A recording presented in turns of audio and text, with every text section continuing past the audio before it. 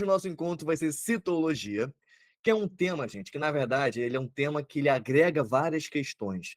Quando você encontra citologia dentro do exame discursivo de biologia na UERJ, você não vai encontrar uma questão assim tão exclusivamente de citologia apenas. A citologia ela vai ser anexada em outros comandos dentro daquela questão.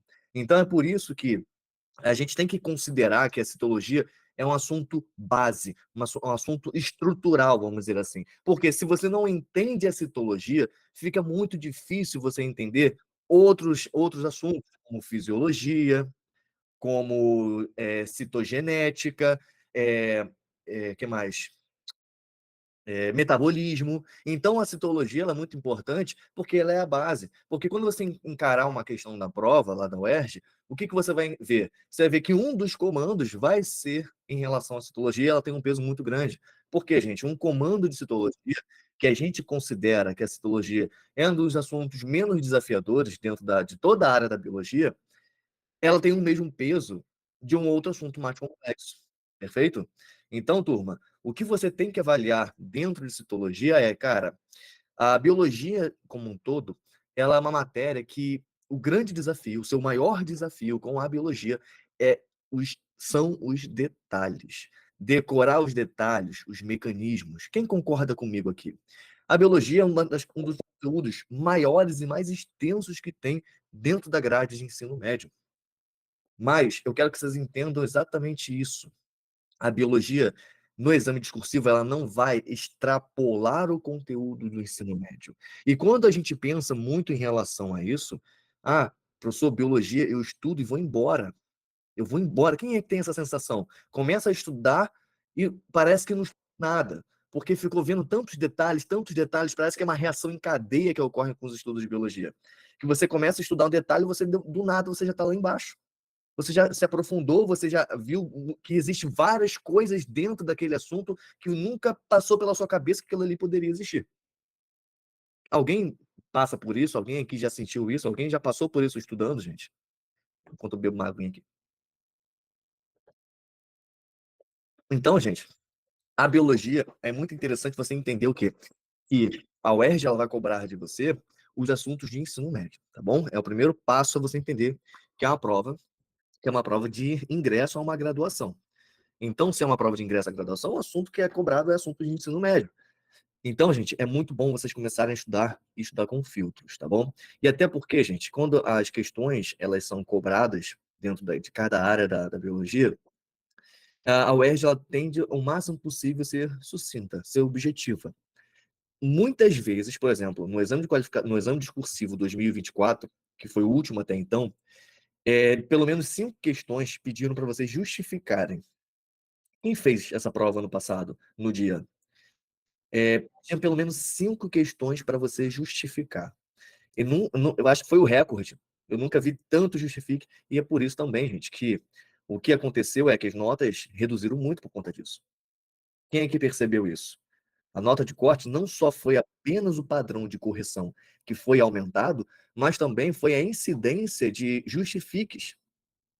E o seu maior desafio como vestibulando é o quê? Cara, saber justificar, saber estabelecer um bom padrão de resposta. Então, gente, mesmo assim vocês têm que partir pelo simples, o básico bem feito de tudo, perfeito?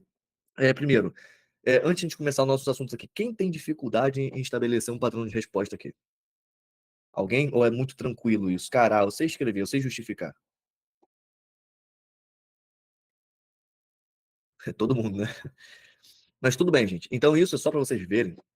Primeiro ponto, que vocês não estão sozinhos. Olha a quantidade de pessoas que têm a mesma dificuldade que você. Segundo, isso é uma métrica importante, porque a gente sabe que não basta só você saber conteúdo, você tem que saber passar esse conteúdo, você precisa colocar ele em papel. E terceiro, que é o seu trunfo, porque vai ter muita gente que não vai conseguir, inclusive, reduzir a nota de corte também. Foi um dos fatores que reduziram a nota de corte. Prof, como funciona a pontuação na discursiva?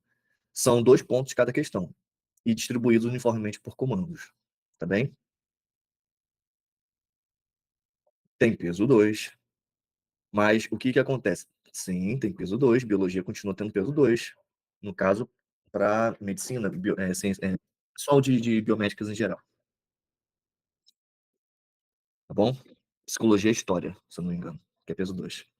Então, quando a gente pensa que é peso 2, então uma questão ela tem 2 pontos e esse ponto ele é dobrado.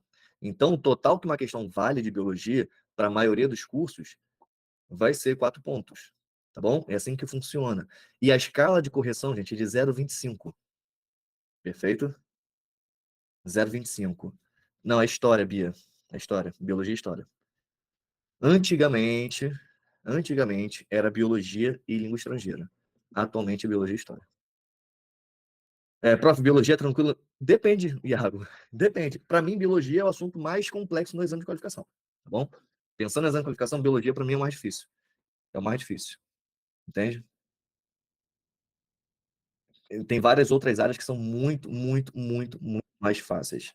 Por exemplo, física em exame de qualificação é muito mais fácil, tá? Muito mais fácil. Peso 1 de enfermagem é qual? Química. Biologia peso 2 e redação peso 1, tá? Vamos lá, gente. Todo mundo já? Todo mundo entendeu mais ou menos? Química eu acho fácil. Iago, se você acha fácil química, tá de parabéns. Isso aí é raro. Raro. Vamos lá, gente. Então, a gente vai entrar agora no nosso conteúdo, que é a parte de citologia. Eu já vou guiar vocês nos estudos. É claro que aqui, gente, não vai ser. Vocês não vão entender tudo da citologia. É impossível em um encontro vocês entenderem tudo de citologia. Perfeito? O que, que a gente vai passar aqui? Os principais aspectos, os principais itens que você tem que dar mais atenção e como que isso é cobrado. Como que, nesses anos todos, a UERJ ela encara esses assuntos. Tá bom? Todo mundo entendeu o que eu falei? Então, se sim, vamos iniciar aqui esse nosso encontro. Então, gente, a gente vai falar sobre, especificamente hoje, sobre membrana, organelas e especializações da membrana, tá bem? Ó, vamos lá. Primeira coisa, gente, a gente vai começar aqui, tá organelas aqui, mas tá errado, tá? Aqui em cima era para estar escrito membrana celular. Mas o que que eu quero que vocês entendam de membrana celular? Aqui, gente, eu quero que vocês tirem um print, tirem, sabe, tirem uma foto. Perfeito? Isso aqui é para vocês. Eu não vou falar citar tudo que está escrito aqui, não, tá? Eu só vou falar por alto e vocês vão fazendo aí as anotações de vocês. Mas qual é a minha visão? Essa aula serve para quem quer só os. Para quem quer só para o segundo aqui. Não, essa aula aqui é específica. É discursiva. A gente citou aqui exame de qualificação, porque ainda vai ocorrer o exame de qualificação, mas o encontro de hoje é para discursivas. Ah, mas serve para exame de qualificação? Serve. Claro que serve. Claro que serve. Porque é um assunto que a gente encontra muito em exame de qualificação também. Perfeito? Cai também no discursivo, mas não assim. Não, exatamente. Ao contrário, no objetivo é assim. Perfeito.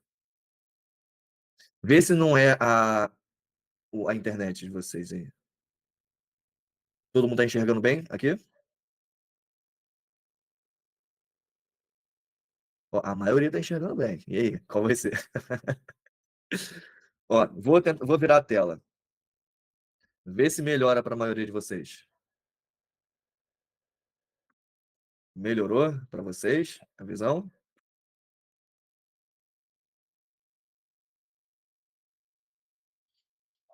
Mas esse encontro não significa que você não vá usar no exame de qualificação. Tá bem, Iago? Presta atenção. Tá bem? Vale a pena. Agora, chegou na parte que a gente vai fazer questões discursivas, aí tudo bem, você pode sair, não tem problema, mas tenta absorver já que está aqui, tenta absorver. Vamos lá, gente. Sobre membrana celular. O que é interessante para vocês entenderem da membrana celular? Primeiro, a sua formação. O que que é a formação? Cara, o que que mais vestibular fala sobre a estrutura de uma membrana celular? Cara, fala comigo, assim, direto. Todo mundo já decorou esse troço. Como que é a estrutura? É uma bicamada fosfolipídica. Todo mundo já ouviu falar isso na vida de vocês, não é? Então, gente, é isso que eu quero que vocês respondam. Quando perguntar, a banca ela perguntar sobre como que é formada, como que é a estrutura, existem palavras-chave que são fundamentais no seu padrão de resposta. Então, quando eu falo para vocês, vocês precisam saber, é uma dupla camada, pô, pode falar uma dupla camada? Até pode, mas se você citar bicamada fosfolipídica, isso é o que, gente? Isso são palavras-chave que quase que obrigatórias no padrão de resposta. Então, você que quer, que tem dificuldade em escrever uma boa resposta, você tem medo de escrever mais, ou medo de não saber se o que você escreveu é o suficiente, eu sei que isso é um medo seu. Você tem que saber utilizar dessas palavras-chave, que elas são ferramentas. Uma boa resolução de uma questão é uma resolução que ela é objetiva e higiênica. Higiênica em que sentido? Ela não vai estar poluída com vários contextos que não cabem àquela resposta e muitas vezes o comando ele não pediu aquilo para você. E isso faz a sua nota cair. Faz sentido o que eu falei para vocês aqui? Todo mundo entendeu o que eu falei? Então, gente, palavras-chave são fundamentais. Então, quando a gente fala de estrutura de membrana celular, você tem que deixar isso bem anotado, bicamada fosfolipídica. E o que, que tem nessa bicamada fosfolipídica? A gente encontra várias outras estruturas, como proteínas. Existem proteínas que, quando a gente fala de questões que, quando cobram esses tipos de proteína, a maioria das vezes são as proteínas que são chamadas de permeases, que elas são responsáveis ali pelos transportes passivos de difusão facilitada, perfeito? Então, é importante vocês entenderem toda essa estrutura de uma membrana celular. O que, que tem nessa membrana? Onde que, o que, que ela, quais são as funções de uma membrana? Por exemplo, as funções mais importantes de vestibular sobre membrana, endocitose e exocitose. Ou seja, a gente está falando sobre os processos de quê, gente? De fagocitose, pinocitose e secreção. Todo mundo entendeu ou ficou muito complexo isso para vocês? Todo mundo conhece esses processos, certo, gente? Perfeito. Eu estou conversando com vocês, já entendendo que vocês já têm uma base de conteúdo, até porque vocês são turma específica, certo? Então, olha só. Professor, não tenho. Cara, tem tudo escrito aqui no material, tá? Então, eu vou conversando com vocês. A galera que está um pouco mais avançada, peguem as principais anotações, os principais pontos que a gente está discutindo aqui. A galera que está chegando agora, pô, primeira vez fazendo vestibular, ou segunda vez que não estudou tanto assim, não se aprofundou em assunto, vai colocando esse material aqui como prioridade, tá bom? A nossa conversa aqui pode ser um outro estágio para você, perfeito? Mas vamos lá. Então, isso faz parte do que pode ser comparado de membrana celular. Então, a estrutura, tipos de membrana celular. Gente, outras coisas que estão aqui, por exemplo. Eu trouxe alguns comandos de prova, que é o cite, indique, aponte, explique ou justifique, perfeito? Só que nem tudo que está aqui do jeito que está aqui é o que vai ser cobrado. Por exemplo, a prova não vai pedir para você citar os tipos de proteínas encontradas, mas foi a maneira que eu encontrei de trazer esse conteúdo para vocês. Perfeito? Que às vezes poderia falar, citar uma proteína, sobre a proteína de transporte, ou sobre a proteína receptora. Não necessariamente a UERJ vai perguntar, cite os tipos. Isso não vai acontecer na sua prova. Tá? Então, não é uma coisa que você precise também decorar. Muita coisa, gente, dentro da prova, você tem que entender o reflexo do que é causado. Como assim? Muitas vezes a prova, muitas vezes não, né? Todo ano a prova cobra doença. Você já percebeu isso? Que todo ano tem questão de alguma doença, não necessariamente uma virose, bacteriose, ou geralmente as doenças, de maneira geral, pode ser uma disfunção de algum órgão, disfunção de alguma organela. Alguém já percebeu isso aqui em prova, em exames anteriores, em provas anteriores?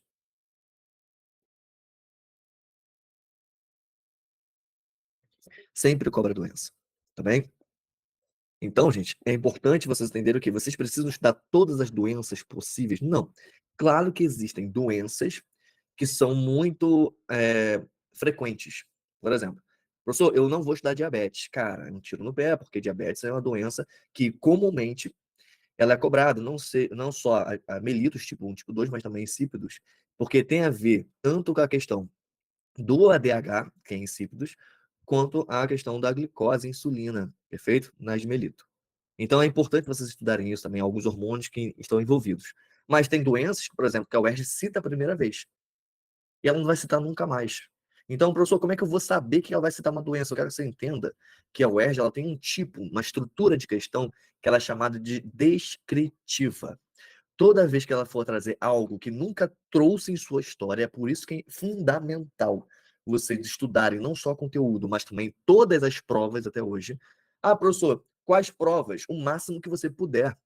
Não é que nem exame de qualificação, que os padrões e as propostas da prova vão alterando, vão mudando. Não. O exame discursivo ele não sofreu tanta diferença assim ao longo dos anos. Então, quanto mais provas você estudar, mais provas você entender como que a UERJ ela quer que você coloque o seu conhecimento na prova, melhor para você. Tá bom? Então, existe uma estrutura de questão que é chamada de descritiva. E a questão descritiva é aquela que ela vai trazer um assunto que nunca trouxe antes, e ela vai descrever o correlacionando com aquilo que sempre foi cobrado. Então, por exemplo, tem uma questão aqui, tem uma doença que eu trouxe, que está aqui em organelas, que é essa aqui, ó, doença de Tay-Sachs, sei lá como é que pronuncia esse troço. Eu trouxe, que é uma questão de uma disfunção aqui, uma insuficiência do lisossomo. Mas, professor, eu preciso dessa doença? Não. Mas, se a questão, se chega no dia da prova e essa doença ela está presente, vai estar escrito isso.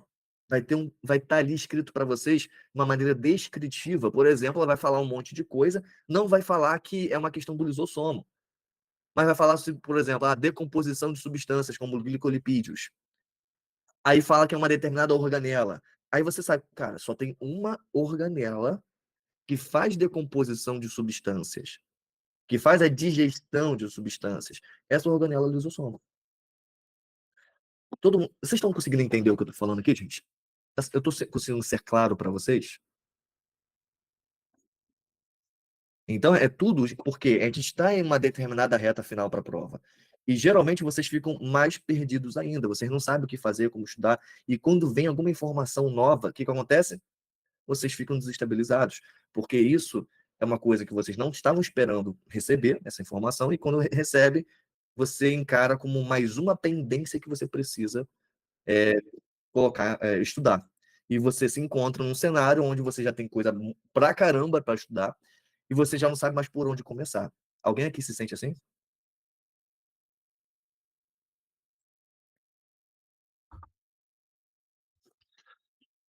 Eu não vou falar que é perfeito, não, porque isso não é um cenário bacana. Então, gente, a proposta desses encontros aqui, nas quintas-feiras, é fazer o quê? Causar essa reflexão e essa orientação para você ter realmente um grande desempenho nos seus estudos e um ótimo preparo para a prova. Para quê? Para vocês não perderem tempo. Ou seja, a gente vai trabalhar em cima de otimização. Biologia vai ser otimização, a química é conteúdo, não tem jeito. Química, ela é muito mais padronizada do que a biologia.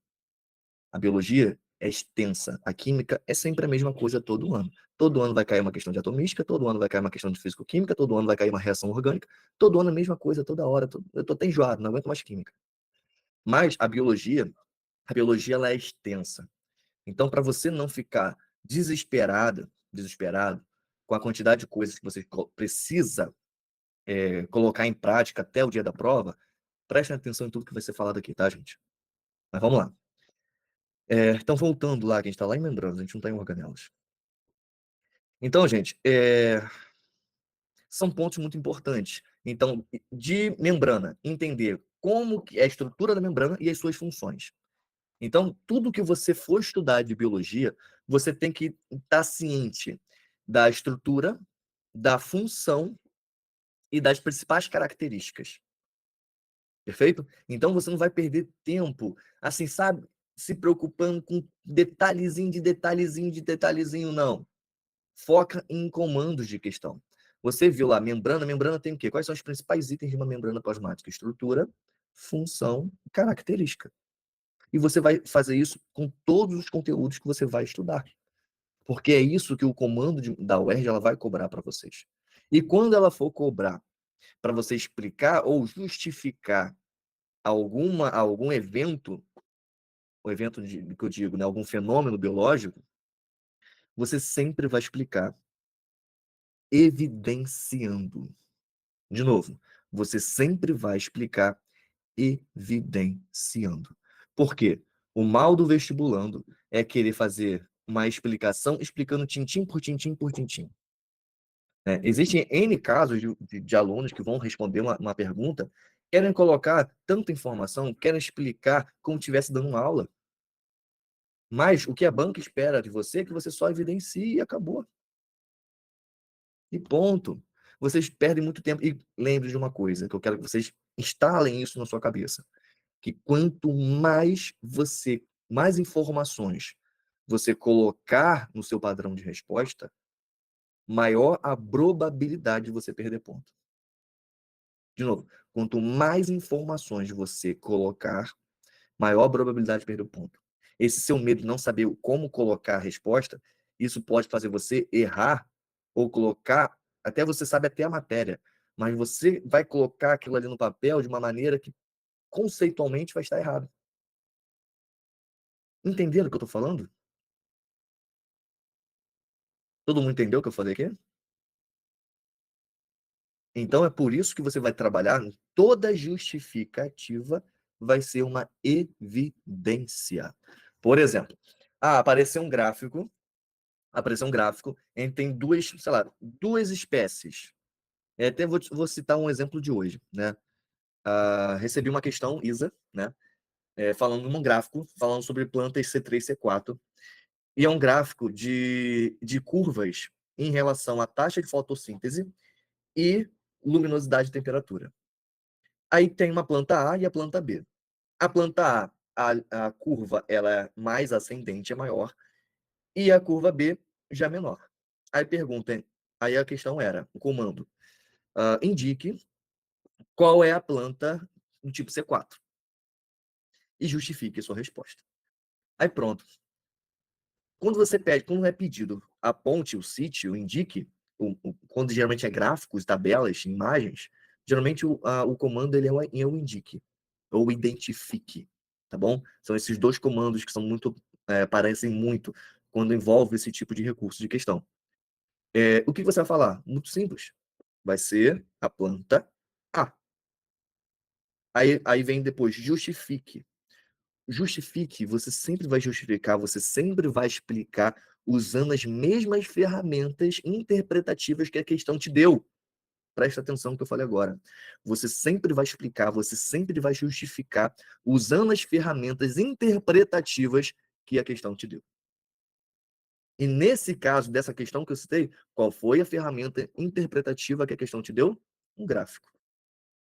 Então, obrigatoriamente, para você ter uma boa linearidade de resposta, para você ter uma resposta objetiva, para você ter uma resposta limpa, higiênica, sem ter que precisar escrever muito para isso, o que você vai colocar?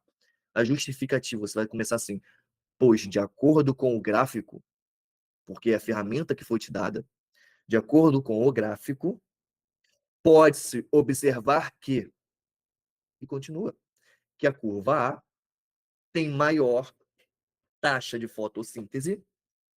Logo, aí você evidencia, você não vai explicar por que as plantas C4 elas têm essa característica de ter maior taxa fotossintética. Você não vai explicar isso. Você vai falar por quê? Porque, de acordo com o gráfico, a planta A, ela vai ser, dá para ser melhor do que isso, ela representa a planta C4, pois apresenta maior taxa de fotossíntese com o aumento da temperatura e da luminosidade. Galera, eu expliquei que é uma planta C4? Eu não expliquei, não precisa. Porque você só precisou justificar a sua resposta porque a planta A é a planta C4. Ou seja, eu trabalhei com base na ferramenta interpretativa da questão, mais a evidência incontestável. Coloquem isso aí, gente. Quem estiver fazendo anotações, você vai fazer o quê? Você vai trabalhar com a ferramenta interpretativa dada pela questão e colocar a evidência incontestável. Turma, isso fez alguma coisa, alguém ficou assim, alguém falou, caraca, consegui resolver a dor de alguém aí?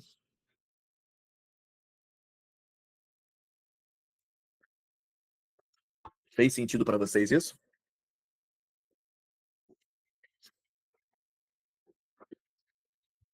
Vocês querem que eu repita? Quem anotou, gente? Pode colocar no chat, por gentileza?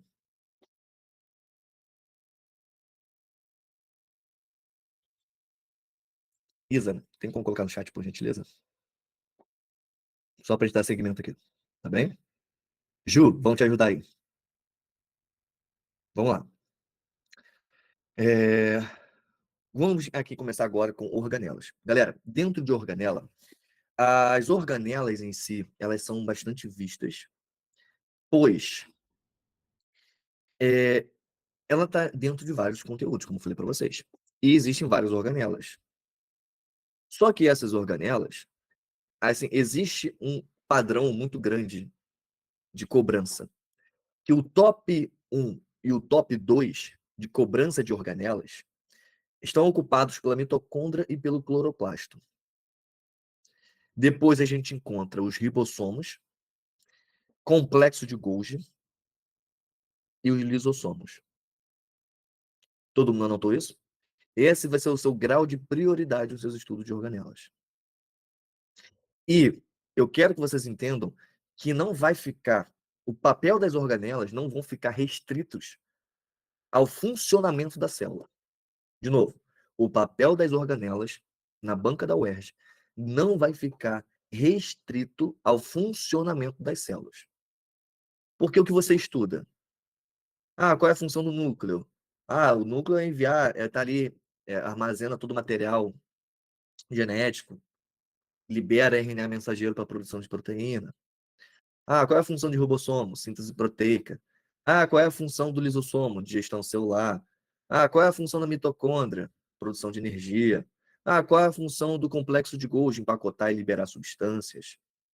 Isso é a função que a gente encontra dentro da célula. Mas a UERJ, na parte discursiva, isso que eu acabei de falar, para quem está atento aqui para exame de qualificação, você pega essas informações. Quem é discursiva, quem precisa ter um alto desempenho em prova, o que você precisa entender? Que o papel da organela na prova é um papel que ele vai além das funções celulares. Todo mundo entendeu o que eu acabei de falar? Dá um joinha quem entendeu, por favor.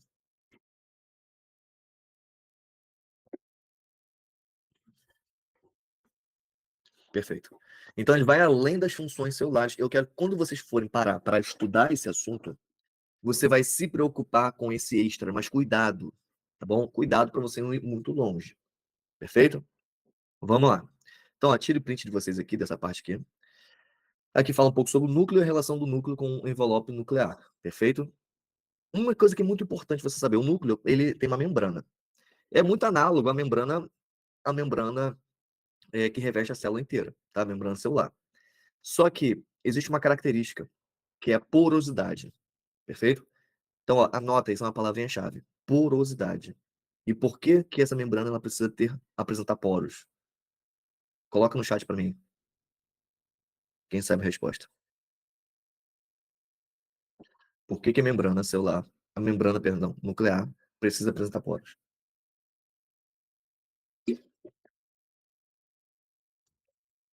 Perfeito. Melhor do que substâncias, hein, Isa? Muito melhor. Passagem do RNA mensageiro. As ordens. O núcleo precisa enviar ordens. Perfeito? Então, especificamente, o RNA mensageiro. Ok? Porque ele não vai ter a mesma característica, porque como que funciona a passagem de substâncias pela membrana? Ela geralmente ela é enviada, as substâncias produzidas pela célula, por exemplo, uma glândula. Uma célula de uma glândula que é especializada em secretar substâncias. Quando tem que secreta sempre em vesículas. Lembram disso? As vesículas saem do complexo de Golgi e elas se anexam à membrana celular e é jogada para fora. Vocês conseguem visualizar isso? Todo mundo consegue visualizar o que eu acabei de falar? No núcleo não tem isso. Não tem uma vesícula que vai sair, que vai jogar para dentro para fora do núcleo e para dentro da célula. Não existe isso. São passagens diretas, são esses poros que ocorrem essa passagem direta. Show de bola, gente? Então isso é uma coisa muito importante do núcleo, tá bom? Além da questão do DNA, além das mutações que tá aqui, mas isso aqui é muito mais específico, tá, gente? Isso aqui é um tema que a gente vai encontrar em outras aulas, em outros encontros aqui, a gente não vai se aprofundar nisso aqui, mas só para vocês terem uma ideia, tá bom? Vamos lá. A mitocôndria e as funções. Mitocôndria, gente, é uma das organelas mais importantes, é claro. Ah, professor, é, a origem da mitocôndria, a teoria endossimbiótica é importante? Claro que é. Tá bom? Eu acho que eu não coloquei aqui nesse material aqui, então você coloque aí a teoria da endossimbiose. Isso pode ser cobrado, que aconteceu tanto com a mitocôndria quanto com o cloroplasto, tá bom? Então, ó, ela é responsável pelo metabolismo energético, a mitocôndria. Dentro do metabolismo energético, a gente encontra as três fases do metabolismo energético, que é a glicólise, ciclo de Krebs, cadeia transportadora de elétrons, tá bom? Outra coisa ainda, outro item dentro da mitocôndria é a relação do DNA mitocondrial, perfeito? Que é uma outra coisa, um outro assunto que ele é super mencionado e é muito interessante, importante você saber, porque isso aqui é mais visto dentro de genética, tá bom? Que é a relação do DNA mitocondrial materno e a hereditariedade, por exemplo. O meu DNA mitocondrial eu herdei da minha mãe, não do meu pai. E o DNA mitocondrial da minha mãe é o da minha avó. E assim vai. É sempre a mãe que transfere esse DNA mitocondrial. Então, isso aqui é interessante vocês saberem. Por exemplo, quando pergunto qual é a probabilidade da prole, dos filhos de um certo casal apresentarem o DNA mitocondrial do pai. Ou, às vezes, do avô materno. Já viu essa sacanagem? Alguém já viu essa sacanagem? Ah, qual é a probabilidade dos filhos apresentarem o DNA mitocondrial do avô materno? Caraca, aí você vê o materno vai de seca, que é 100%. Ah, porque materno lembra mãe, mãe sempre passa, então é 100%. Não, falou avô materno. Avô é um homem não passa para a mãe e a mãe não vai passar para o filho. Perfeito? Então, se fosse uma avó materna, aí sim seria 100%. Entenderam o que eu falei aqui?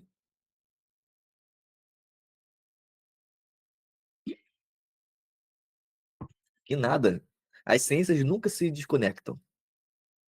Tudo é emendado. Vamos lá. Então, quantidade de mitocôndrias em determinadas células. Gente, isso é importante para vocês saírem um pouquinho da caixinha, tá? Não só a questão da mitocôndria, só a mitocôndria, mas as organelas, a maioria delas, elas apresentam tanto em questão numérica ou ainda no seu próprio desenvolvimento, tamanho, dependendo da célula dependendo da função daquela célula. Então, por exemplo, a gente tem uma célula hepática, por exemplo. O que tem que ter uma célula hepática, gente? O que é hepático? Hepático é o fígado. Quais são as funções principais do fígado? Aí você pensa no quê? Desintoxicação e produção de bile, né? Assim que vocês pensam geralmente. Então, gente, se é um órgão responsável por desintoxicação, as suas células também precisam apresentar essa função. E quem é a organela responsável pela desintoxicação? Põe no chat para mim.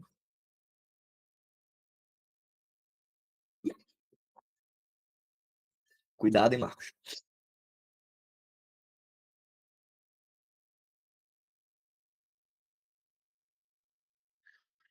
Qual a organela responsável pela desintoxicação?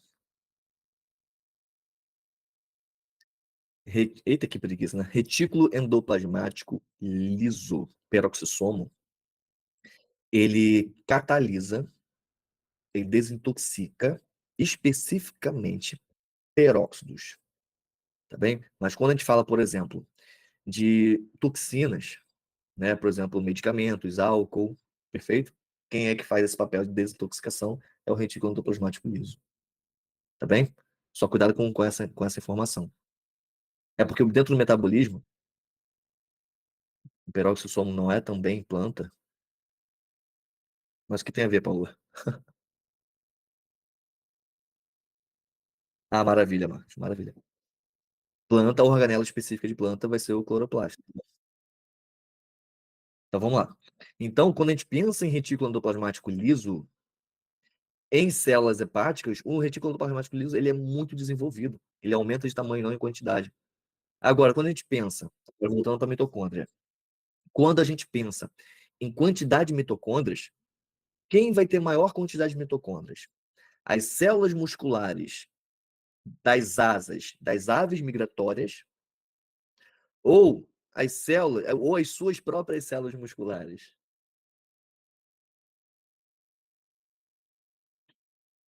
Pensa, uma ave, uma ave, uma ave migratória, ela precisa voar muito, muito. E se ela precisa voar muito no sentido de por muito tempo, ela precisa ter bastante energia. Então, as células de aves migratórias, as células musculares das asas das aves migratórias, elas vão apresentar maior quantidade de mitocôndrias comparado a qualquer outra região do corpo ou até outro animal. Faz sentido isso que eu falei para vocês?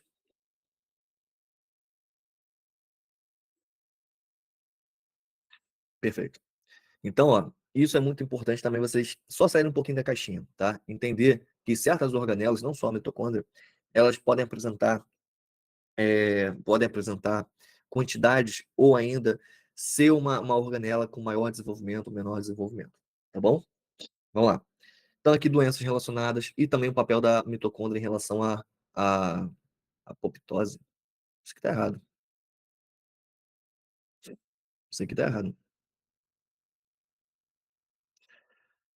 Tirando aqui, gente, apoptose, o que que não é? Quem é a organela responsável pela apoptose?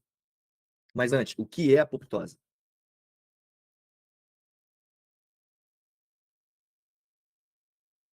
Já tá no texto aqui, né?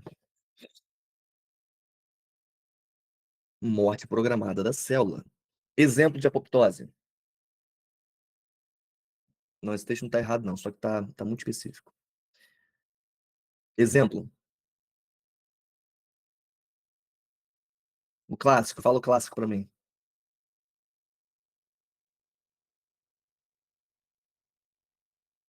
Besteira. Ó, a membrana interdigital, não é isso? Membrana interdigital, que geralmente, quando a gente está no feto, ele é formado até aqui em cima, como fosse uma patinha de patinho, sabe? E um que é um clássico. Vocês vão lembrar agora que eu vou falar. Cauda do girino. Lembraram? É um clássico caso de apoptose. Beleza? Que a cauda ela vai fazendo o quê? Vai reduzindo, né? Vai reduzindo. Que o girino, quando ele vai amadurecendo, ele vai se tornando lá o sapinho, a cauda dele vai reduzindo, tá bom? Vamos lá. Então, ó, algumas organelas, como retículo endoplasmático rugoso, retículo endoplasmático liso aqui, que fala sobre a função, algumas características sobre eles. Complexo de Golgi, gente, olha só, o que é importante saber, que o complexo de Golgi, ele tem aquela função clássica dele de empacotar e liberar, secretar substâncias, como também ele tem outros dois papéis muito importantes. Um na reprodução, que é a formação do acrossoma do espermatozoide. Acrossoma é aquela cabeça do espermatozoide, que é quando o retículo, o complexo de Golgi, ele vai migrando para a extremidade oposta ali do flagelo, e ali ele cria, tipo, como fosse um capacete ali, perfeito? E o nome desse capacete é o acrossoma, que vai ajudar a perfurar ali o óvulo, e a lamela média, em células vegetais, que auxiliam ali na divisão celular, tá bem? Então, são duas coisas que ele tem uma função que vai além das funções que a gente encontra com funções celulares. Ele armazena e conduz. Ele armazena porque o retículo, o complexo de Golgi, ele recebe, ele recebe a substância, né, que está sendo produzida lá do retículo endoplasmático rugoso, beleza? E conduz para fora da célula. Gente, é, qual é a diferença do ribossomo que está anexado ao retículo endoplasmático rugoso e os ribossomos livres no citoplasma?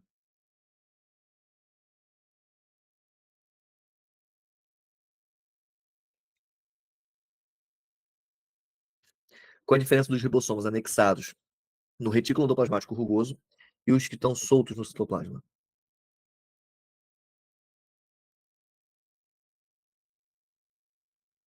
Os dois fazem síntese proteica. Mas qual é a diferença dos dois?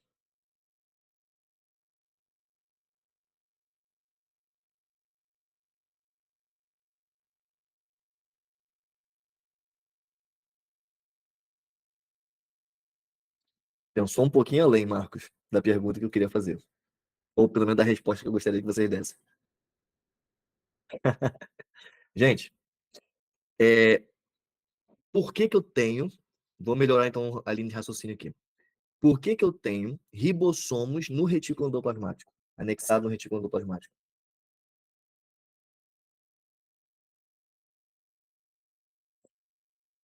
Pronto, vai disponibilizar? Vou sim. Também eu só vou consertar algumas coisinhas aqui que eu vi que vou enviar sim. Os livres são produzidos e utilizados na célula. Transporte de proteína.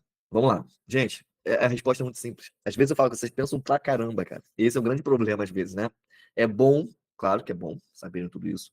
Mas a pergunta, a resposta que eu gostaria, que era o seguinte: Que a diferença daqueles dos ribossomos anexados no retículo endoplasmático e os soltos é a função, principalmente da substância, no melhor, o caminho da substância que está sendo produzida. Enquanto o retículo endoplasmático rugoso, o que está sendo produzido ali é para quê? Para jogar para fora. E o que está dentro, os ribossomos que estão soltos, eles vão produzir substâncias para dentro da célula. Então, aí a resposta assim mais tranquilinha, mais leve que eu gostaria, é que era para ser para dentro e ser para fora. Beleza, gente? Faz sentido?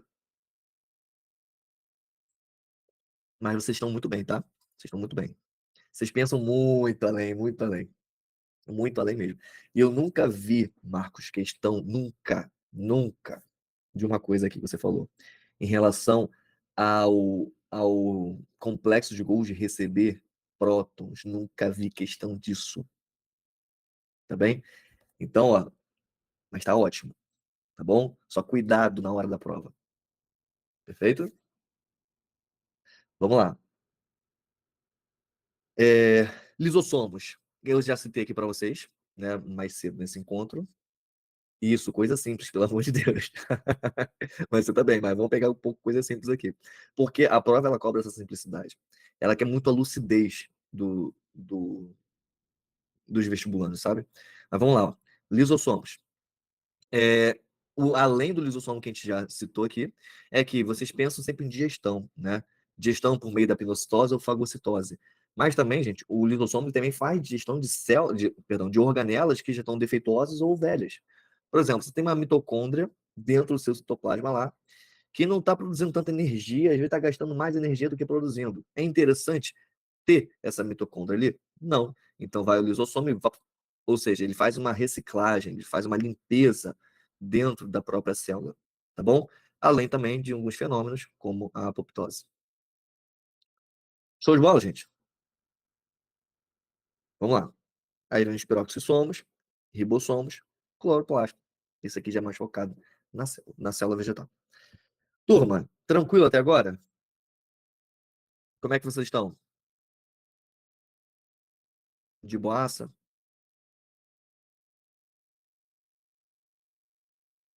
Maravilha. Mais ou menos, Ju? Mas com o conteúdo ou com a vida? Com o conteúdo tá de boa? Com tudo? Ai, meu pai. Vamos lá, bora devagarzinho então. Então, gente, a gente pegou essas principais organelas. Ixi, Maria. Mas vamos lá, a gente pegou as principais organelas aqui. Agora a gente vai falar sobre as especializações da membrana. Tá bom? Cara, isso aqui são assuntos que a gente encontra de uma maneira que às vezes é muito complexa, mas a prova ela não vai cobrar essa complexidade. Tá bom, Marcos? Vou especificar aqui você, tá? Mas a ideia principal aqui é o seguinte: é você saber a função e onde se encontra. Cara, a maioria das questões, quando vai cobrar esse tipo de assunto, ela vai cobrar essa relação. O que que faz, qual a importância dessas especializações e também onde que se encontra essas especializações. Todo mundo entendeu o que eu falei? Perfeito. Então é isso que eu quero que vocês entendam. Então vamos lá, microvelocidade, função e característica aqui, tá? Então microvelocidade, gente, na maioria, quase 100% das vezes, só vai ser falado das microvelocidades na luz intestinal, lá no seu intestino, que tem a função de quê? Aumento de superfície de contato. É aquela ideia. Se a célula fosse lisinha assim, aí tá passando lá tudo que você digeriu, né? Chegou lá no seu duodeno e fez toda aquela ação enzimática. Aí tá passando aqui. Se fosse sua célula lisa, ia passar direto. A taxa de absorção não seria tão alta assim. Agora, quando põe vilosidades, que são essas membranas projetadas para fora, o alimento ele vai passar mais lentamente e passar por mais vezes nessas membranas celulares aqui. Então, isso aumenta a superfície de contato. Então, superfície de contato é a palavra-chave para isso aqui, tá bem? Então, falou de microvilosidade, você vai associar aumento de superfície de contato e a consequência disso é maior taxa de absorção de substâncias. Foi? Belezinha? Vocês estão vivos? Coisa linda, coisa linda. Cílios. Cílios, gente, assim como os flagelos, ele tem essas funções tanto de movimento, né? Seja o movimento de alguma coisa, alguma célula, ou ainda deslocamento, tá? Deslocamento de fluidos, por exemplo. Vamos lá, bora ver devagarzinho aqui. O cílio, quando a gente olha para esse cílio aqui, nesse protozoário, ele serve para movimentação, né? Assim como esse flagelo também. Ele serve para essa movimentação desses bichinhos aí, certo? Mas quando a gente pensa em nós também temos células ciliadas. Onde que a gente encontra? Isso que é importante. Tem duas regiões que eu mais vejo sendo cobrada em relação a cílios, que é interessante que vocês saibam também, que é a traqueia, beleza? E nas tubas uterinas. E é uma coisa muito louca que para mim na época quando eu não sabia disso, era muito louco pensar, cara, como que o ovócito ele sai e ele cai ali no útero, sabe? Eu nunca parei para pensar nisso antes, cara. Como que ovula? Como que passa por aquele tubo ali, tá ligado? Será que se a mulher ovulou de um lado, se ela dormisse do outro lado, será que não cai? Será que não sai o óvulo? Sei lá. Mas coisa assim muito doida. Por quê, gente? Qual é a função desses cílios ali? Não é um líquido que vai transportar esse ovócito, não é, sei lá, uma corrente de ar que vai transportar. São cílios ali dentro daquele canal. Então, é que nem fosse isso aqui, tá vendo? Ali, o epitélio, né, ou o pezinho, né, como se tivessem os pezinhos andando assim, não é assim que acontece a ovulação, né? Então, esses cíliozinhos, eles servem para carregar essa célula. Que doideira, né? Aí, por exemplo, se a mulher fica de cabeça para baixo, será que ele retarda a ovulação? Sei lá, né? Não sei, não sei, isso eu não sei. Eu não sou professor de biologia. Mas, cara, entender que os cílios a gente encontra tanto nas tubas uterinas, quanto também, enquanto na tuba uterina tem essa função de empurrar, né, o ovócito, na traqueia tem a função mecânica de proteger e acumular muco, perfeito? O muco. Qual é a importância do muco na sua traqueia? Cara, proteger suas vias respiratórias, porque se entra qualquer, sei lá, qualquer coisa, poeira, ou sei lá, qualquer coisinha que possa entrar nas suas vias respiratórias, aquele muco ele vai proteger, ele vai segurar aquilo ali. Aí dá aquele pigarro assim e você cospe fora. Então, por exemplo, tem uma associação desses cílios com o uso de fumar, né? Alguém fuma aqui? Espero que não. Mas quem fuma, geralmente, você vê pessoas que fumam há muito tempo, sempre aquela pessoa que está assim, né? Sempre aquele pigarrinho dando aquela cusparada em algum lugar, né? Então, por que que ocorre isso? Porque o consumo, a inalação de fumaça, ela destrói esses cílios. Mas o muco que você produz, ele não para de ser produzido. Acho que pelas células caliciformes, né? Uma glândulazinha bem pequenininha, a menor glândula que existe, produz esses mucos. E se não tem os cílios ali para reter esse muco, esse cílio que foi destruído por conta da fumaça, acontece o quê? Que esse muco ele começa a escorregar, não tem onde se segurar. Os cílios seguravam. Aí é por isso que a pessoa fica com pigarro o tempo todo, porque toda hora fica um muco caindo lá nas vias respiratórias. Entenderam, gente? Essa parada? É só uma historinha para vocês lembrarem onde a gente encontra os cílios. E o flagelo, gente, a gente vai encontrar aí nos espermatozoides. Tudo bem?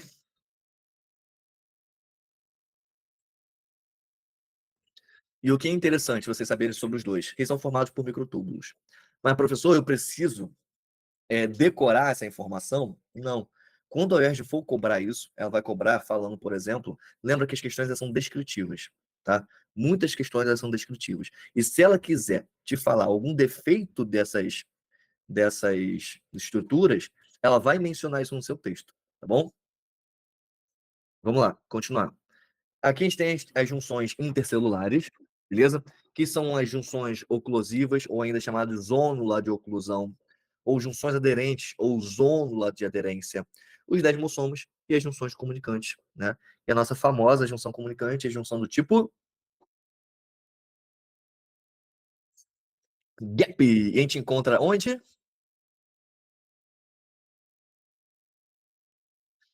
Pô, nas células é sacanagem. Quais células?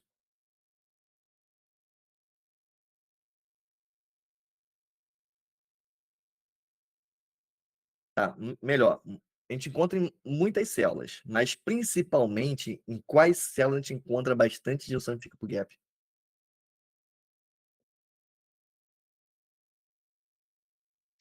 Pensa, qual é a célula que precisa ter essa comunicação o tempo todo? É só pensar, gente, em um órgão que não para nunca. Quer dizer, a maioria dos seus órgãos não param nunca, né? Mas o que mais trabalha no seu corpo? Qual é o órgão que mais trabalha no seu corpo? Muitos trabalham, né? Muitos trabalham. Coração. O coração não pode parar nunca. Então, as células cardíacas, elas têm umas características peculiares para fazer com que o seu coração ele seja muito efetivo o tempo todo. Então, tem bastante junções tipo gap. É, tem gente que não para, o cérebro, tem gente que não para, né? Mas o coração ele precisa ter ser nutrido o tempo todo, ter bastante nutriente o tempo todo, né? Então, as células, por exemplo, elas são geralmente tem um núcleo ou dois núcleos. Quando a gente pensa em células de tecido estriado, né, que tem o tecido estriado esquelético e o cardíaco, a diferença por que estriado? Porque são estrias, né? São células que têm estrias. E a diferença é que, por exemplo, uma célula estriada esquelética é uma célula enorme. Por exemplo, você tem uma célula de 1 metro, uma célula gigante, por exemplo, na sua perna, uma célula muscular gigante. E essa célula tem uma cacetada de núcleos, né? São polinucleares. Já uma célula cardíaca, você encontra um núcleo, dois núcleos. Por quê? Tem que ser pequenininhas, não é isso? E também tem que ter essa comunicação integrada o tempo todo. Por isso que tem bastante, é uma característica, quando a gente pensa em junção tipo gap, a gente tem que pensar em células cardíacas. Tudo bem? Foi? Maravilha. Glicocálise, gente, tá ali para fazer o quê? Reconhecimento, certo? Reconhecimento e determinadas outras funções. Basicamente, reconhecimento. Quando a gente pensa, por exemplo, glicocálise, uma galera tem uma dificuldade em entender, geralmente, sistema ABO, porque não entende isso aqui. Gente, o que é sistema ABO? Quando vocês estudam isso, sistema ABO, é a presença ou ausência de certas estruturas na membrana celular, que tem estrutura tipo A, tipo B e nenhuma estrutura, que é o zero. Aí ficou popularmente conhecido como O, né? E o fator RH, que também é uma outra estrutura, que tem gente que tem, que é RH negativo, e quem tem, que é RH positivo. Tá bom? Aí quando você entende isso, faz sentido. Porque já que o glicocálise tem uma função, né, assim, muito importante de identificação, o que é seu, o que não é seu, é, quando você tem o sangue A, por exemplo, e encontra células, hemácias, com estrutura B, vai reconhecer que aquilo não é seu, então vai coagular, né? Agora, quando você encontra sangue com a mesma proteína, mesma identificação ali, de mesmo tipo, você vai ter ali, então, isso aqui é meu, então. Beleza? Então, o glicocálise tem essa função de identificar, né? Também tem a questão no sistema imune, tá? Que também está relacionado a isso, e assim vai. Tá bom, gente? Mas vamos lá. Entender um pouquinho sobre essas regiões aqui, essas junções. Então, gente, todas elas, praticamente, servem para a célula ficar juntinha. Porque quando a gente pensa uma célula, por exemplo, da sua pele, do seu tecido da pele, e você vai puxar a sua pele ela não solta, né? Graças a Deus. Isso não vai acontecer. Mas por quê? Porque entre as células existem várias conexões, várias estruturas que vão fazer o quê? Segurar essas células. Então, basicamente, tudo está relacionado para isso. Tá bem? Então, na dúvida, quando você pensar para que serve, o que, que faz, gente, é para segurar. Tá bom? Por isso que aqui, uma zona de oclusão, zona de aderência. Oclusão quase não é falado, tá? Geralmente falo sobre aderência. Aqui o nome é cinturão. Por que cinturão? Porque é em volta dela toda, né? Aí chama de cinturão. Mas é uma região de adesão. É como se fosse uma cola, vai colar ali. Aí tem os desmossomos, que são essas estruturas que conectam, seguram uma célula na outra. Tem uma outra aqui, que não sei se eu vou lembrar agora, que faz umas invaginações. Já viram isso? Interdigitações? Acho que é isso o nome. Interdigitações. Também serve para quê? Para segurar, quando as células fazem umas projeções assim, e elas meio que fossem os dedos assim segurando, sabe? E esse M desmossoma aqui, tá bom? E a junção tipo gap, que é um canal direto de comunicação de um citoplasma com o outro. Show de bola, gente. Basicamente você entender que tudo isso serve para fazer o quê? Ficar tudo pertinho, segurado. firme. Maravilha? Questões. Vamos lá? Fazer a questãozinha? Galera, vocês querem um tempo para vocês fazerem essa questão? Vou fazer esse esqueminha com vocês. Coloca no chat aqui sua resposta, eu vou avaliar a sua resposta.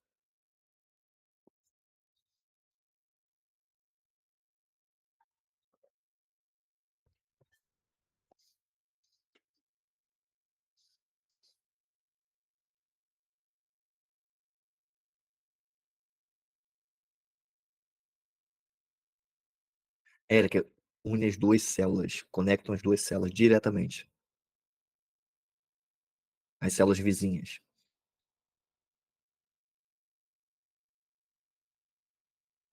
Pensa que a junção tipo gap é um canal, como se fosse um canalzinho.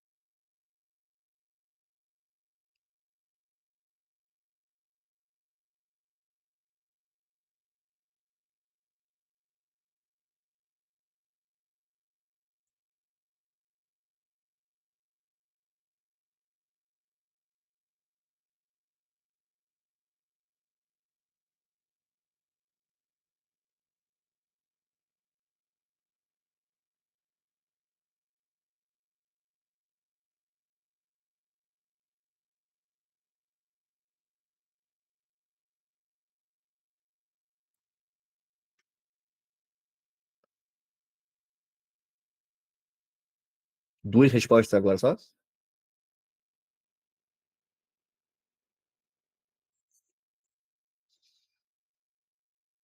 Bora, galera, responde aí no chat. Sem preguiça.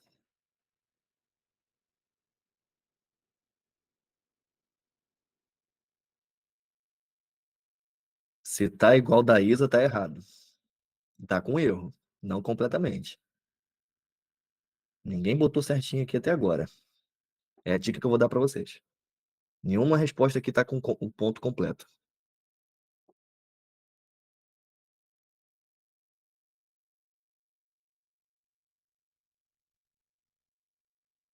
E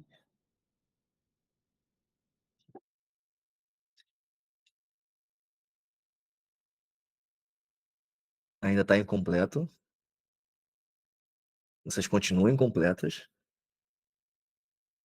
Já vou dar dica. Mitocôndria não tem nada a ver com isso. Ninguém pegou ponto completo na questão.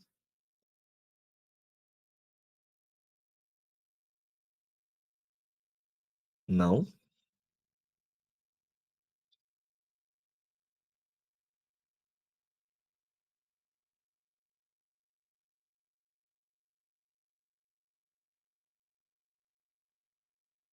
Pode fazer, gente?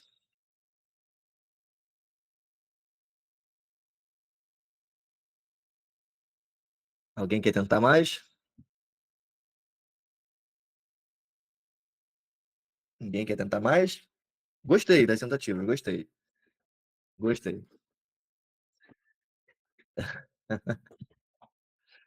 Gente, é coisa muito boba, no entanto, boba não.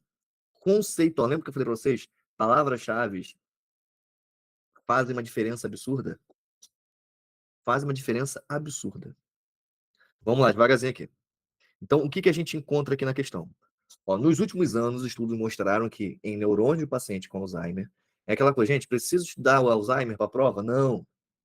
Repara que isso aqui é um tipo de questão descritiva. Vai descrever para você ali o que está acontecendo com essa doença. Tá bom? Ó, os estudos mostraram que em neurônios de pacientes com Alzheimer, uma enzima desencadeia a fragmentação de uma determinada organela citoplasmática. Então, ó, está falando sobre uma organela citoplasmática. Essa fragmentação resulta em alterações no empacotamento e encaminhamento de proteínas para o exterior da célula. Gente, analisando isso aqui, ó, quem é que faz isso? A maioria de vocês acertaram. Ou seja, é uma questão falando sobre uma organela só. Ela empacota e encaminha. E essa organela é o complexo de Golgi ou o aparelho de Golgi. Ponto. Isso é incontestável, perfeito? Vamos para o comando. Nomeie a organela citoplasmática fragmentada nos casos do paciente de Alzheimer. Então, ó, agora sim, vamos lá. Então, a primeira resposta, número 1, seja um numeral ou em romano, tá? Ou você coloca organela, dois pontos, complexo de Golgi. Tá bem, gente? Isso aí vai de vocês.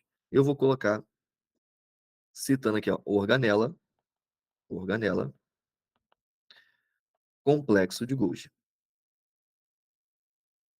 Mas vamos lá, para o segundo comando agora. E por que que muitos de vocês deram mole? Já falaram aqui. Uma pessoa acertou, uma pessoa acertou aqui e a outra já identificou o erro. E apresente uma função dessa organela relacionada à reprodução humana. Todo mundo concorda que está falando sobre o acrossoma, certo? Todo mundo concorda comigo? Porque a gente discutiu que, além do empacotamento e encaminhamento, enviar para fora da célula, também é responsável pelo acrossoma e pela lamela média. Perfeito? Só que qual é o problema? O que vocês erraram? Quando vocês falaram que o complexo de Golgi, ele produz o acrossoma. Produzir, gente, está relacionado a ele criar.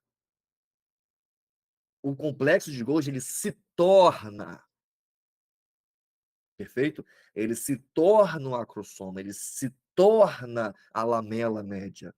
Ou seja, ele cria o quê? A formação do acrossoma. Essa é a palavra-chave certa. Perfeito? Porque ele não está produzindo. O acrossoma não é uma substância para ser produzida. Tudo bem, gente? Ah, professor, você está sendo muito radical. Eu sei que eu estou sendo radical. O corretor, na hora, ele poderia considerar a produção de acrossoma? Poderia, mas, cara, a gente está falando hoje de um cenário, de uma banca mais exigente. Se agora você entende que precisa se preocupar um pouquinho mais com isso, por que não se preocupar? A palavra, gente, cuidado com o uso das palavras. É por isso que eu falo para vocês o tempo todo: palavras-chave são fundamentais no seu padrão de resposta. Beleza? Então, só a formação da crossomo, pronto. Então, ó, e qual é a função? Função. Pediu organela, você põe a organela. Pediu função, você põe a função. Função, dois pontos. Formação e não produção do acrossomo.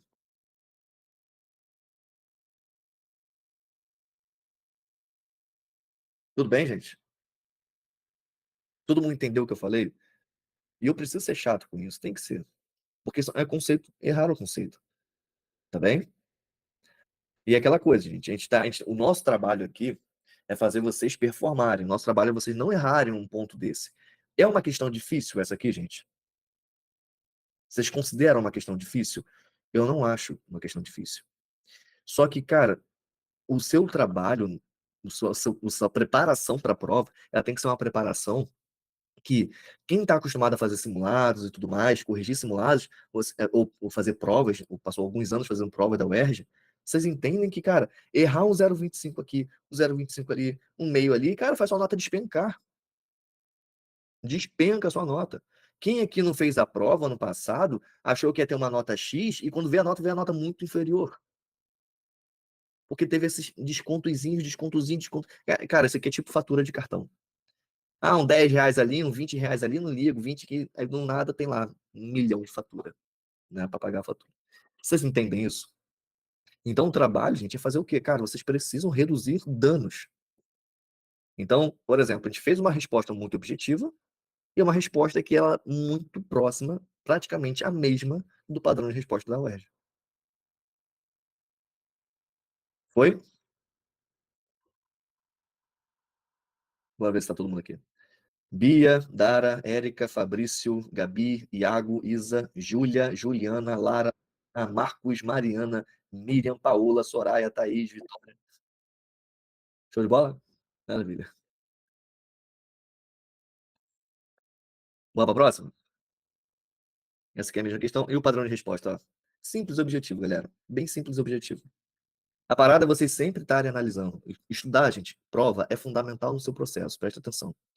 Vocês não precisam, vocês não têm que ficar só se preocupando com o conteúdo.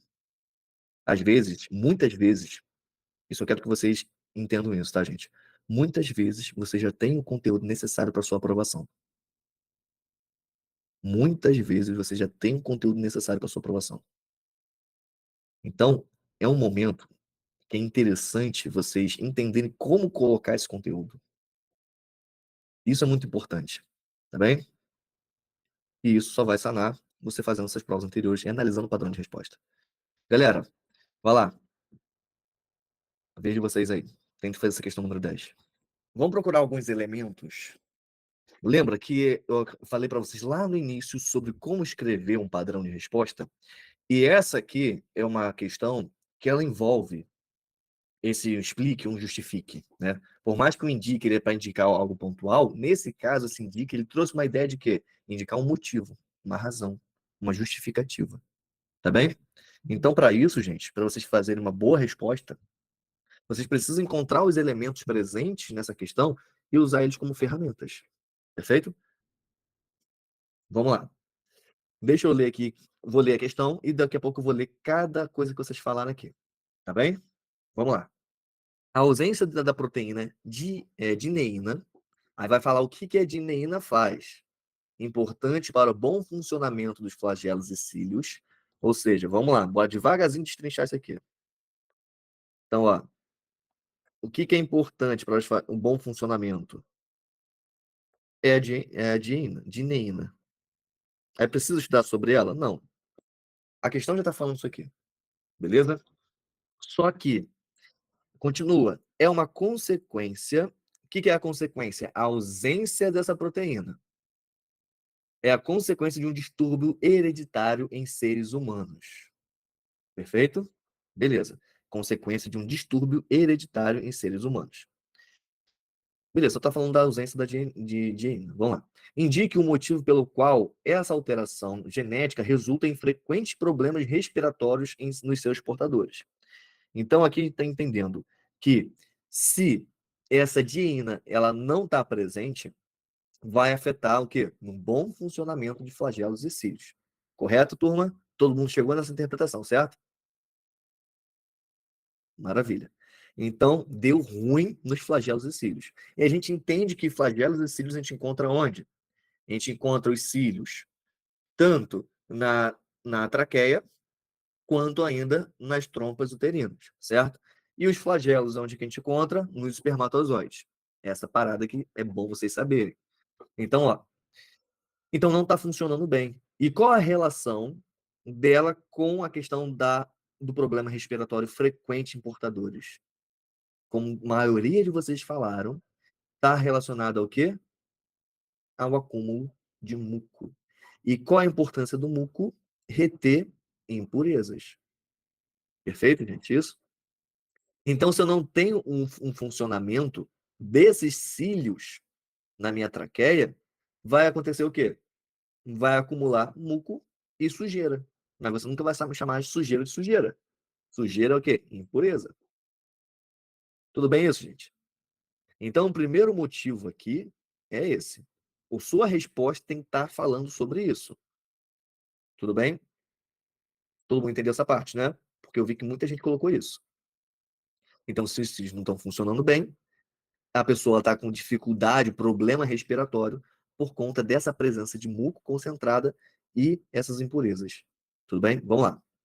Vamos seguir aqui. Em seguida, relacione esse distúrbio com a infertilidade nos indivíduos do sexo masculino.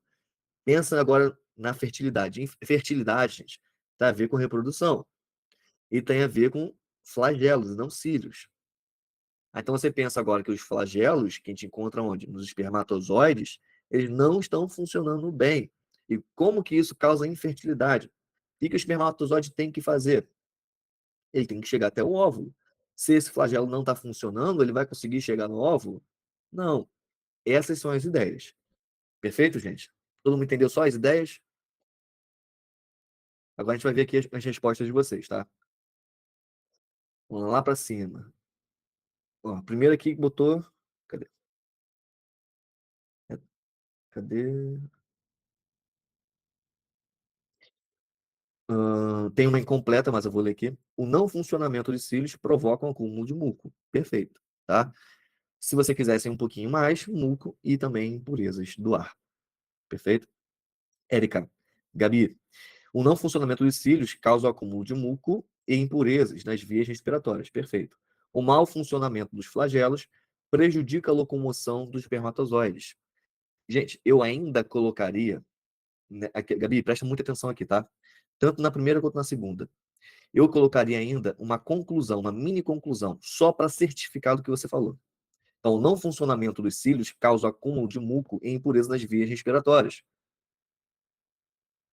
Logo, se tem esse acúmulo, logo, resulta em frequentes problemas respiratórios e transportadores. Tá vendo? Eu peguei um elemento do texto para deixar o quê? Uma evidência. Eu vou evidenciar isso. Eu vou pegar esse recorte do meu textinho, do meu comando, e vou adicionar. Para fazer o quê? Para ninguém falar que eu estou errado. Tá bem? E agora o 2. O mau funcionamento dos flagelos prejudica a locomoção dos espermatozoides. Com isso, aí de novo, eu pego lá em cima, o quê? Com isso, gera infertilidades em indivíduos de sexo masculino. Perfeito? Eu estou de novo fazendo o quê? Trazendo uma evidência. Foi? Não tem problema ficar grande, Soraya. A única coisa que não pode acontecer, não pode acontecer nunca, é no meio das suas escritas aqui, tá vendo? Tá escrevendo, escrevendo, escrevendo, escrevendo, escrevendo, chegou na última linha, aqui embaixo, isso aqui não é linha. Tudo que você escrever aqui vai ser obrigatoriamente cancelado, isso aqui. Então, cuidado, tá? Diminui a fonte, Soraya. É por isso que tem a parte do rascunho. Faz o rascunho, vê quantas linhas está ficando mais ou menos a sua resposta. Reduz um pouquinho a sua fonte para caber aqui, tá bom? E não ficaria tão longo assim. Dá espaço para escrever isso, tranquilamente. Tá bem? É só regular um pouco a fonte no seu rascunho. Gabi, entendeu? Galera, vocês entenderam o que eu falei aqui? Porque isso causa o quê, gente, em vocês? Mais segurança na resposta de vocês. Ah, mas o gabarito, ele pode trazer essa ideia? Não, pode não trazer, mas te dá segurança. Quando você fala que vai causar acúmulo, que por conta desse mau funcionamento, ou essa deficiência no funcionamento, ou por conta do funcionamento inadequado, qualquer palavra dessa, mas tem que falar o quê? Que não é que não está funcionando. Não é que falou, ó, não vai funcionar se não tiver dineína. A questão falou que não vai funcionar bem. Cuidado com isso também, tá, gente? Então, ela fala assim, por conta de não funcionar, cuidado com o que vocês vão falar. Você falou mau funcionamento, ou seja, não vai ter o melhor funcionamento do mundo, mas vai funcionar, só que mal, tá bem? Cuidado com isso também na resposta de vocês. Então, eu falar que por conta do mau funcionamento ou funcionamento inadequado, é, nem inadequado é a melhor palavra, vai ter o acúmulo de muco e impurezas. Com isso, resulta em frequentes problemas. Pode ser prejudicado, pode ser reduzido, pode ser um funcionamento. ah, Às vezes vocês podem ficar na dúvida, né? Usar o mal. Ah, mal com U ou mal com L?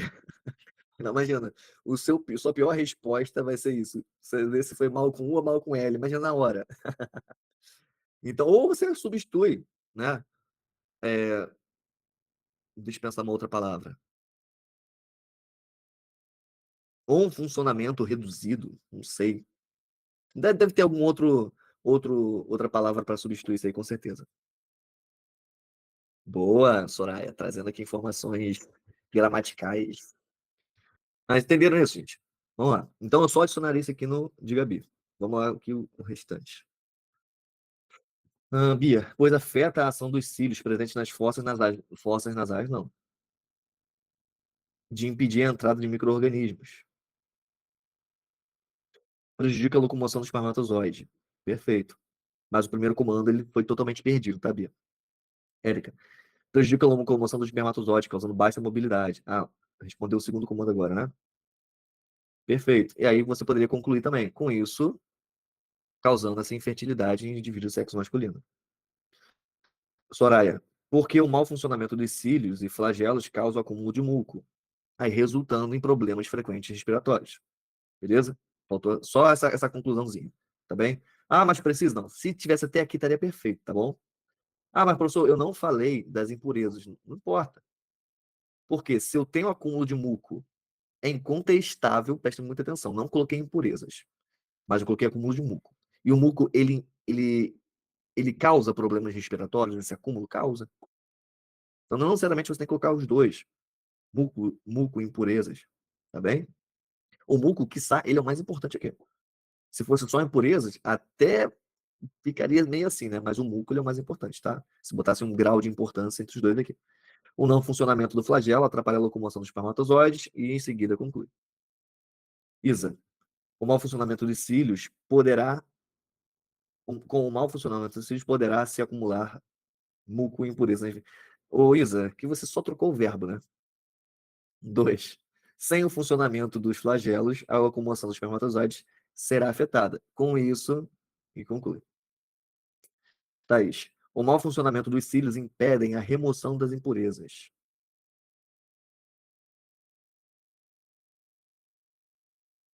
É que não é muito bem isso, Thaís, que acontece, tá bom? É, aqui também, aqui tem que ter cuidado, tá bom, Thaís? Tem que ter cuidado, porque a função direta do cílio não é remoção de impureza, perfeito?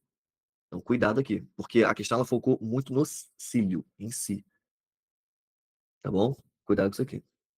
Ju, viajou aqui, né, Ju? Mas já viu que viajou? Então, a Thaís, o mau funcionamento dos flagelos impedem a locomoção dos espermatozoides. Ó, é... perfeito, só conclui em seguida. Marcos, a ausência da proteína de ineína contribui para o acúmulo do muco, uma vez que elas são responsáveis pelo transporte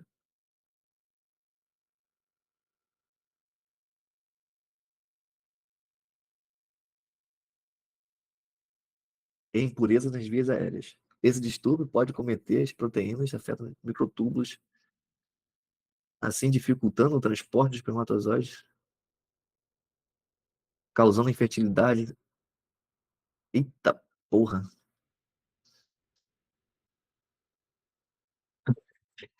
Sem conjunção em paradas inconclusas aqui também, né, cara? Vamos lá, vamos lá. Cuidado. Faz o bom feijão com arroz. Pelo amor de Deus, Marcos. Vamos lá. A ausência da proteína de neném contribui para o acúmulo do muco, uma vez que elas são responsáveis pelo transporte de muco. A dineína é responsável pelo transporte do muco ou é o cílio? Perfeito? Se não tem flagelas. Ah, não. Não, tô no primeiro comando ainda. Então, cuidado aqui, tá?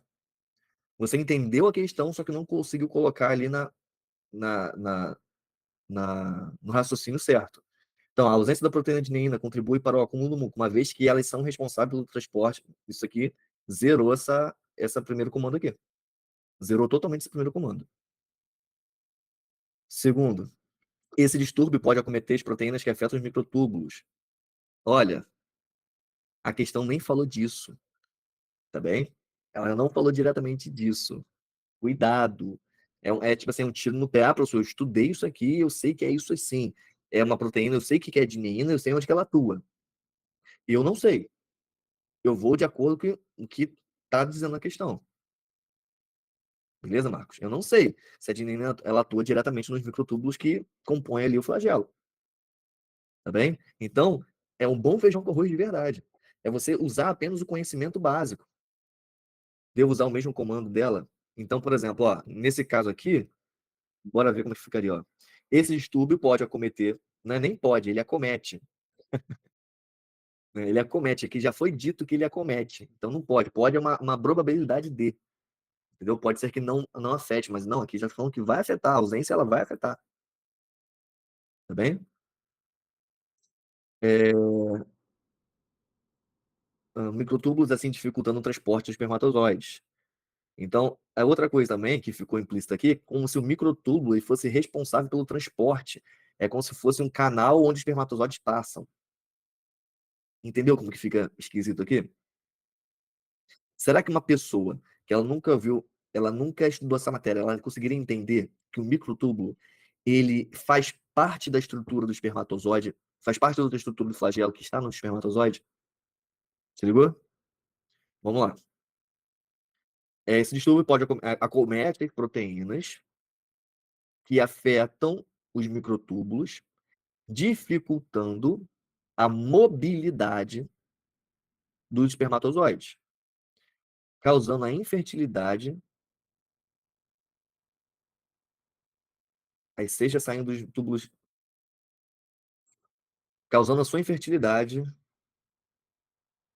Aqui não tem muito o que conseguir te ajudar, não. Não entendi se seja no final. Mas, Marcos, você está entendendo, cara? Você está entendendo onde que é o interessante aqui? Então, o ideal é usar as ferramentas que a questão já está te dando. Vamos dar uma analisada aqui no gabarito oficial da prova? Ó, olha como que é o gabarito. Motivo, 2 pontos. O não funcionamento dos cílios favorece o acúmulo de muco ou impureza nas vias aéreas ou vias respiratórias. Mas ainda eu aconselho você dar esse segmento conclusivo. Que, qual é esse segmento? Cara, é um segmento que não vai te atrapalhar. Ele vai só reforçar ali o que você está falando. Isso vai te dar mais firmeza na hora da prova. E isso que você precisa na hora da prova. Né? Ter essa confiança lá na hora, porque, cara, qualquer coisinha, uma falta de atenção, falta de confiança pode te abalar um pouquinho. Então a ideia é de se preparar para não ser abalado, tá bom? E aí o segundo comando, seguida, relacione esse distúrbio com a infertilidade em indivíduo do sexo masculino. Relação. Ou ainda, a resposta de vocês, gente, poderia trazer, já que pediu para você relacionar, você poderia usar esse verbo na sua resposta. A relação, entendeu? Tem que trazer, seria interessante vocês trazerem isso. A relação entre esse distúrbio e a infertilidade é pá, pá, pá, pá, pá, pá, pá, né? Então, ó, esse distúrbio provoca baixa mobilidade dos espermatozoides ou reduz a, a... Ai, meu Deus, esqueci outra palavra. Qual outra palavra que vocês usaram mesmo? Não foi mobilidade, não foi o quê? Locomoção, obrigado. Obrigado. A locomoção dos espermatozoides, comprometendo seu deslocamento para a fecundação. Aqui falou até sobre a questão da fecundação, né? Trazendo, trazendo o quê? Que a infertilidade ela é causada porque o espermatozoide não chega ao óvulo para fecundar, tá bem? Ela trouxe um pouquinho mais, um pouco essa ideia, perfeito? De infertilidade. Então pegou a palavra infertilidade, olha o que o gabarito fez. E ele trouxe o quê? O que é infertilidade desse indivíduo? É quando o espermatozoide dele não consegue chegar até um óvulo e fecundar o óvulo. Então, ó, olha os elementos presentes na resposta que estão no comando. Então, ó, analisando só aqui. Então, falou aqui de deslocamento para a fecundação, falou sobre a questão da infertilidade, ou seja, trouxe o elemento do comando na sua resposta. Ainda falou em relação ao que mais aqui? E só isso. Devemos usar a palavra-chave da questão. Eu recomendo. Por que, Soraya? Isso é como se fosse um princípio da ancoragem que tem no exame de qualificação. No exame discursivo é a mesma coisa. Você se ancora, né? Nem só para enriquecer a resposta, deixar a resposta bonita, mas é para você se ancorar, para você não escrever mais do que deveria ou menos do que você deve. Quando você pega essas palavras pontuais do comando da questão, ou mesmo do próprio texto da questão, vai servir exatamente como base, como uma linha de raciocínio que você deve seguir. Faz sentido isso para vocês?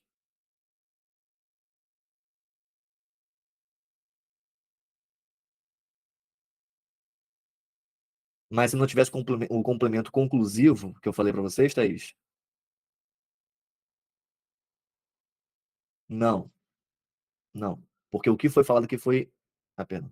O que foi falado aqui já é uma evidência, tá bom? Já foi evidenciado.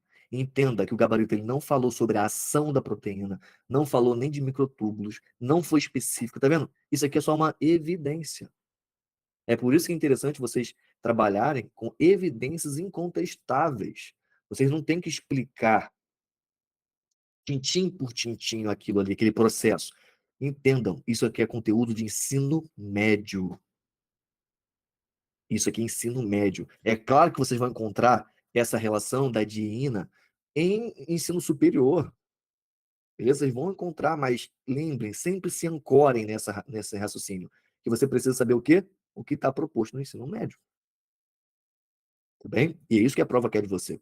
A prova não vai contra você. Eu acho engraçado o vestibulando, ele acredita que a prova é o seu inimigo, que o vestibular ele tá contra ele, então vai sacanear ele, então ele tem que estar preparado e armado com tudo. Pô, que isso, gente?